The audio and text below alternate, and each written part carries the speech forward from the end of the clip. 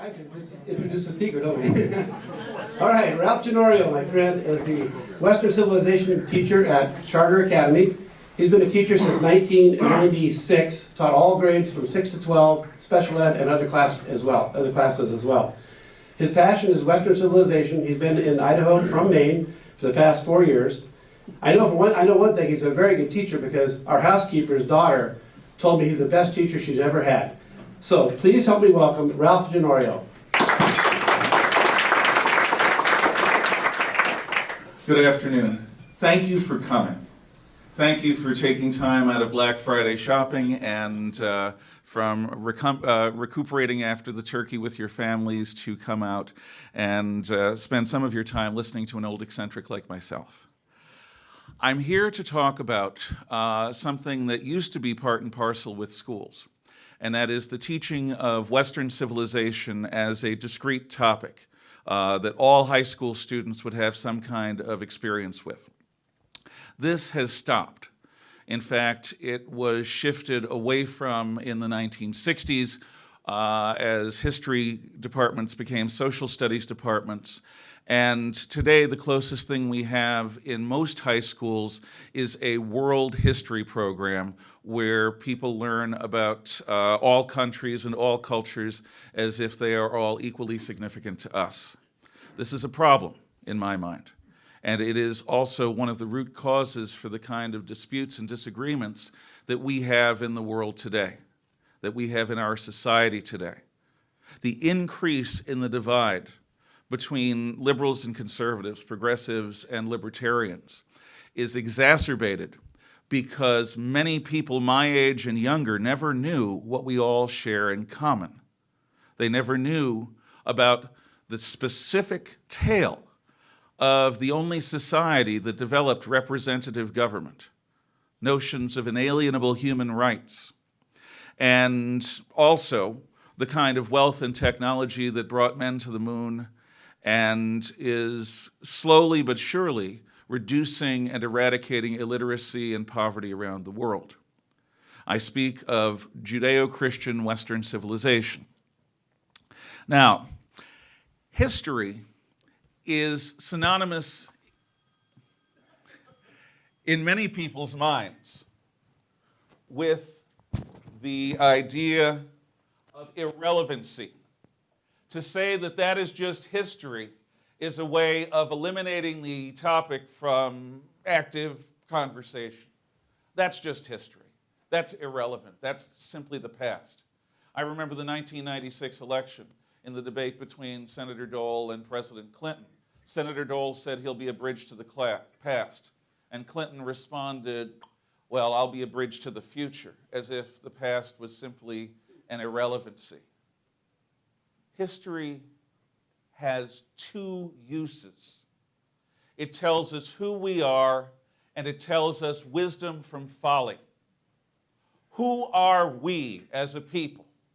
The Spanish philosopher Jose Ortega y Gasset once said, you are yourself plus your circumstances. In other words, you are that person, that individual, discrete personality and character that was made by your Creator, but you are put in a context, and that context is as much a part of you as anything that came from the inside. If you took two genetically identical people, or as close as that as we get, identical twins, and did the old changeling story, where one of them was raised in Bonn, Germany, in a middle-class family, and one of them was raised on a ranch in Wyoming. Those two genetically close to identical people would become very different individuals because the culture in which they swim, the language in which they speak, the things that they consider to be normal are so profoundly different. Culture is what we're talking about. And the reason why world history is insufficient to our needs is because we are not raising world citizens. We are raising American citizens. And this society, this subset of the West that is the American Republic, is a place where people from around the world want to come because we do something here that no one else quite does in the same way. We allow people to define themselves, not by who their father was, not by any other birth characteristic, but by what they choose to try to stand for, by what they choose to do. Our Western culture, which includes Europe, South Africa, Australia, New Zealand, parts of South America, as well as Canada and the United States, our Western civilization celebrates this notion that we as individuals matter in a way that no other society on earth does. Chinese civilization, the other great civilization in Eurasia, celebrates people as part of a family. The family is the reality. The individual is a subset of family. It is a glorious and wonderful civilization, the Confucian Society of China. But it did not produce notions of inalienable human rights, nor did it produce a system that allows people to be politically and economically free. The West did that. And the West did that because of its unique heritage. And it's that heritage that people in schools should get as a part of their education. None of you were alive in the 1890s, presumably. And if you were, I won't tell.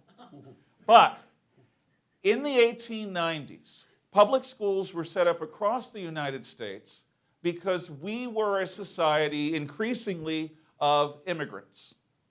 A society that was composed of people who were descendants of the Pilgrim Fathers and descendants of Sicilian mafiosi and descendants of shtetl-dwelling Jews from Eastern Europe.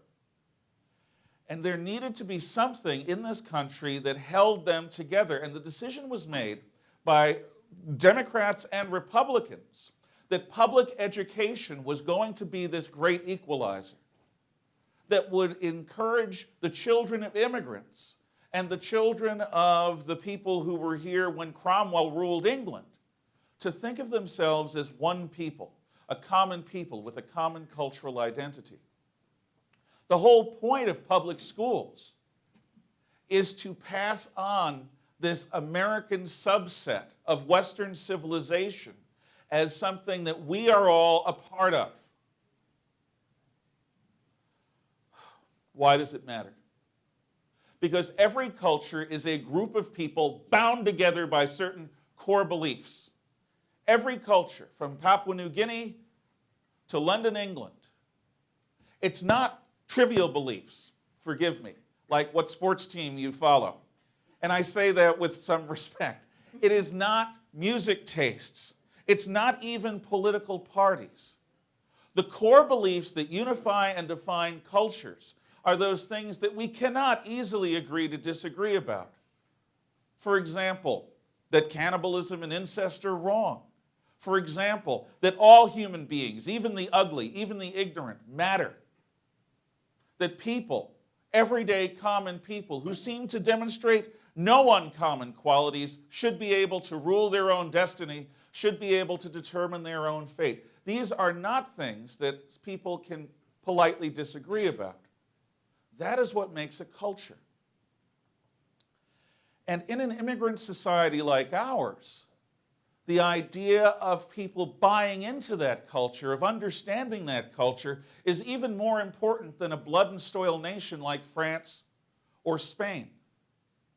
What defines America is the Emma Lazarus poem. Send us your tired, your poor, your huddled masses yearning to breathe free. And what that lady standing beside the golden door represents is the opportunity to remake yourself. That's special. That's why people risk their lives to come here. But in the name of making a cultural equivalency, in the name of not offending anyone, in the name of some variant of political correctness, we have stopped teaching our children what it means to be a part of the West, what it means to be an American. Forgive me for delving into dark territory. My favorite president, one of my favorite actors, and my grandmother ended their lives with the last decade suffering Alzheimer's disease. I remember my grandmother had good and bad days. The worst days were her good days, because on those days she remembered what she had and what she had lost. She may not have remembered all the details, but she remembered that she had a place and she had a family, and she didn't have those things the same way anymore. And she knew that this lucidity, this clarity, was going to go away. Memory is where we live. Memory is how we each perpetuate ourselves moment by moment into the future. During my first year teaching at Charter, I had a young man who played football for Coeur d'Alene High School. And one afternoon, I taught him at the end of the day, his friends pointed out that he wasn't acting normally. I agreed. I went over and talked to the coach and had him pulled from practice. That afternoon, he lost his memory. I mean, all of it, up to that moment. He had suffered some kind of traumatic concussion that really nobody still fully understands. And he had to rebuild his life from that day. In fact, he lost his memory 2 or 3 times after that, but by 3 months after that event, he was able to build a continuous memory. He's in college now.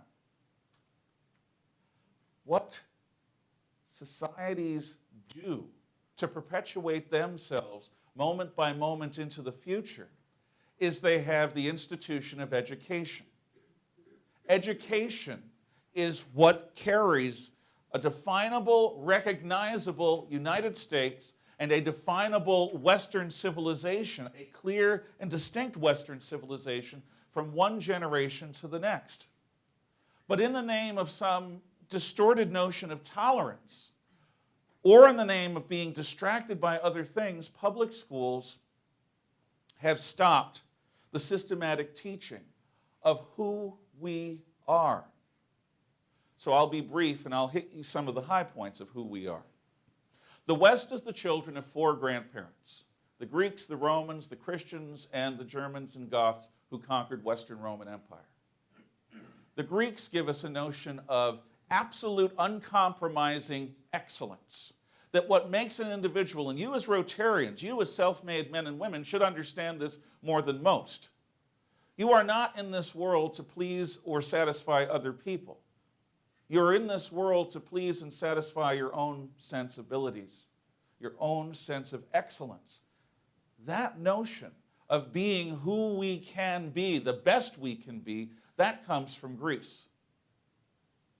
The Romans give us a sense of civic virtue, that we who are gifted should lead.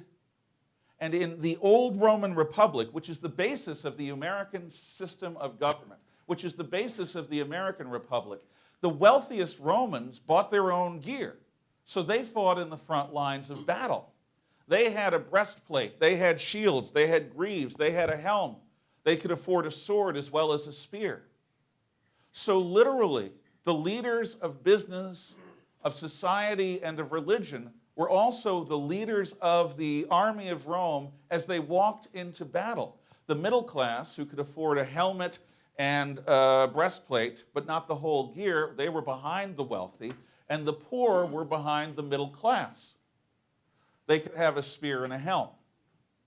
The society functioned because those who were blessed with gifts of wealth and of ability spent that wealth and ability for the sake of the common weal.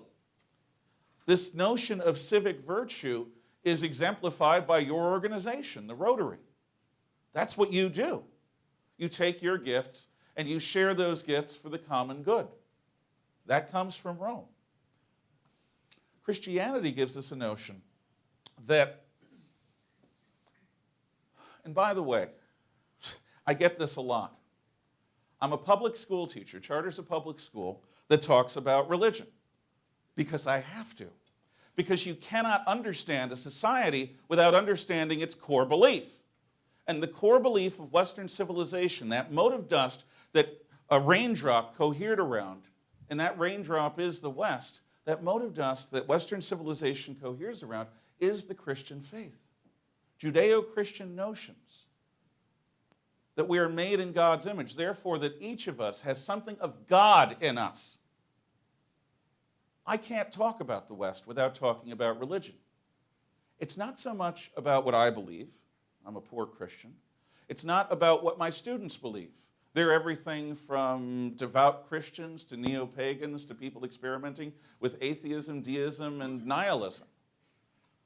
To understand the past, we need to understand what our ancestors believed, what they thought was worth living for, worth dying for, and worth killing for. Those things that make us step out of obscurity into danger and say, yes, I'll take this risk because it's worth it. The Christian faith gives us the sense that all people have value because all people are inspired, animated by a spark of God. And also, Christianity gives us something that would be unimaginable in Japan or China. There is a transcendent standard of good beyond that of the government. In the Chinese Confucian system, the son of heaven, the emperor, was the chief human. He was the fulcrum between heaven and earth. In the Japanese system, the emperor is a living god, lineal descendant of Amaterasu Omikami, goddess of the sun. And I don't care what he said in the late 1940s. Many Japanese still believe he is a deity. In their systems, which are the only systems that truly impressed the Europeans when they went out on their voyages of discovery, because they were more advanced than Europe, in those systems, there is nothing of this earth higher than the emperor. But in the West, there is the Christian notion of truth. The only true king is Christ. The only true standard of morality is that passed on by the church. So the West has this long history of something that is distorted in modern American society and politics. It's not that the separation of church and state is designed to protect the poor state from the evil, scary, all-powerful church. What happened was an independent church developed in the West that stood up to the kings and emperors, that excommunicated them when they went too far. That independent church persisted into the Protestant era and persists to this day. That government is accountable to a higher standard of morality, not that morality is accountable to the government of the day. This notion that government has limits is uniquely Western. And it is something that brings us to the modern English Constitution and to the American Constitution.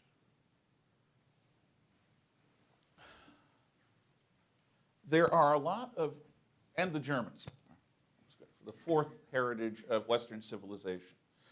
The Germans and Goths who conquer Western Empire have a notion of freedom that's absolutely not like anything the philosophers of Athens would understand. They saw themselves as free men who served their king. Yeah, I serve the king, I carry a spear for him, but I farm my land, and on that land I'm the king.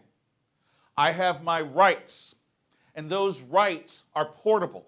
If I, as a Visigoth, leave Spain and go to the land of the Franks and am accused of a crime, I am entitled to be judged by Visigothic standards. This notion that rights travel with me is something that leads us to the notion of inalienable human rights. These stories need to be told. Modern educators, how are we on time? Okay. Modern educators are distracted. God bless them. They're distracted by the fact that they believe in an equitable society and in using the schools to make that new society. And so many of them have one political point of view that it buries them in groupthink. And the others, again, God bless them, have a background in a technocratic approach to education. They've forgotten what schools are for. Schools are to pass on the memory of who we are generation by generation. It's going to take outsiders, not professional educators, to remind the people who run schools and who teach in schools what schools are for. And one of the things that they're for is to teach Western civilization.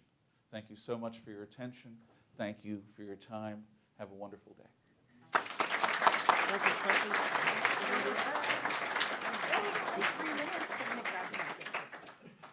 Questions? Ralph, would you be available to answer maybe two or Absolutely. three questions right now? I'd love to. Anyone out there? Any questions from anyone for Ralph Ginorio? Western civilization? What would be your call to action for our group here? The call to action is simple. Okay. Write to the people on your school board. I'm going to the next Coeur d'Alene school board meeting, which I think is this coming Monday, and I'm going to raise this issue. And they're going to look at me as if I am speaking a foreign language. This is not the language of modern education. But if I and other people knock and knock and knock, if political parties may take a role and knock and knock and knock, over time, we can get this to be a serious goal, to include Western Civ, not world history, Western Civ as part of the school curriculum in high schools, in public high schools in Idaho. The other thing is this. It should be obvious, I'm a man of very limited gifts. I'm good in a classroom in front of 17-year-olds. You've been really patient with me. You all have different gifts than I do. I believe in freedom. Give this some thought. If you want, contact me. But if you have talents, if you have ideas of your own, go for it. Practice them. If you think that something should be taught in the school, take part in a school board meeting, or write a school board member, or write a letter to the editor. I would love eventually to get enough money to make a commercial that goes on television or the internet about this. But as you've heard, I'm not a very brief speaker, so somebody else with a prettier mug may be a better spokesman. But what I'm asking is that you, with your diverse talents and your unique abilities, consider making this your personal concern. Confucius once said that the definition of a noble person is making the good of their society their personal business. That's what I ask of you. Make it your personal business. My email address is on the papers that are on the tables. Please write me. And there's also a really, really bare bones webpage that you can go to, which is also on these sheets. I would be happy to work with anyone who wants to make this their personal concern. You sure there are no other questions? Yes, ma'am. Yes, sir. What do you say to people who insist that the world is shrinking, we need to be world citizens and not American citizens? I have no problem with teaching world history alongside Western Civ. See, what we do now is we teach American history. You may remember the movie Star Wars. Imagine if the movie Star Wars started, the beginning of the movie, where everyone arrives on the Death Star battle station. That's about halfway through the film. You can't understand American history without understanding the Western past that leads to it. What I would say is, if we have Westerners trying to engage with the wider world, they will approach the wider world with the values that made Western civilization great. If, on the other hand, you simply fail to teach those values of Western civilization, if you teach some pablum neuter world history, where the Zulu tribe, whose history I've studied, is considered equivalent to Roman history, where they get equal time, where there is no sense that this is us, our ancestors, our heritage. If we deprive kids of learning their own history, we're not going to have Americans anymore. We're going to have something else. Hey, Ralph, I better wind it up. Thank you very much. Okay.